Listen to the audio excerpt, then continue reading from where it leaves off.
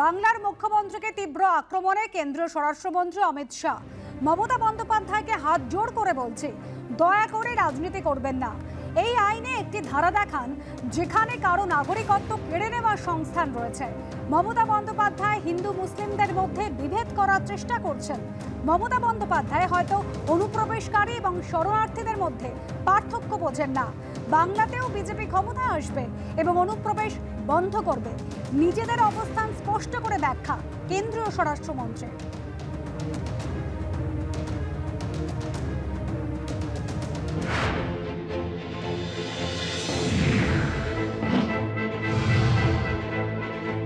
ममता जी को करबद्ध निवेदन आपके इस कार्यक्रम के माध्यम से करना चाहता हूं।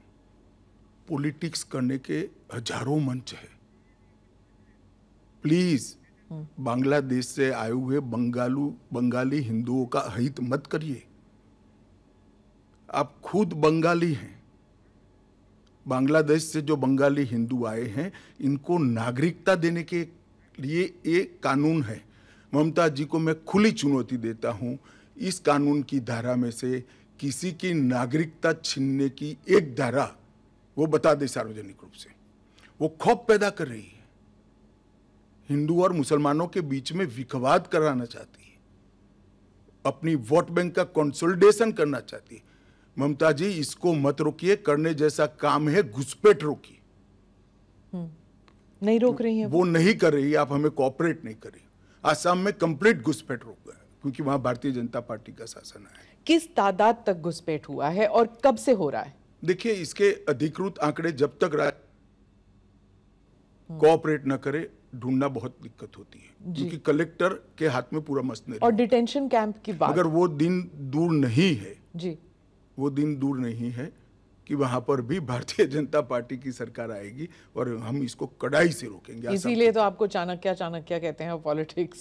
नहीं, मैं मानता हूं कि अगर इसी प्रकार की पॉलिटिक्स आप करेंगे, इतने महत्वपूर्ण राष्ट्रीय सुरक्षा के मुद्दे के साथ अपीसमेंट की पॉलिटिक्स कर घुसपैठ होने देंगे, जो शरणार्थी आए हैं उनको नागरिकता देने का विरोध करेंगे, तो जनता आपके साथ नहीं रहेगी। ममता जी को शरणार्थी और घुसपैठिए दो शब्द के बीच का अंतर ही मालूम नहीं है। এর আগে সিএর বিরোধিতা করে মুখ্যমন্ত্রী মমতা বন্দ্যোপাধ্যায় বলেছিলেন, সিএ এর আওতায় এলে ডিটেনশন ক্যাম্পে পাঠানো হবে। এমনকি রাজ্যের যে সরকারি প্রকল্পগুলো রয়েছে সেই প্রকল্প থেকেও বঞ্চিত হবেন। কি বলেছিলেন মমতা বন্দ্যোপাধ্যায়, শোনাবো।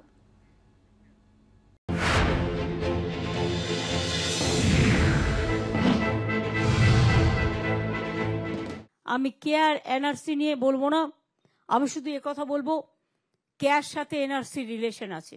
মুসলিম সমাজকে সম্পূর্ণ বাদ দিয়েছে।